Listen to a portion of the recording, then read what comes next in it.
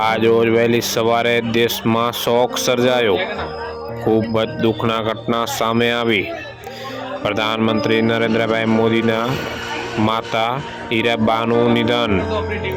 સવારમાં વહેલા જ નરેન્દ્રભાઈ મોદી દિલ્હીથી રવાના થઈ 5 વાગે ગાંધીનગર પહોંચ્યા। પોતાની માતાનું દુઃખ અવસાન થવાથી ખૂબ જ દુઃખની લાગણી અનુભવી।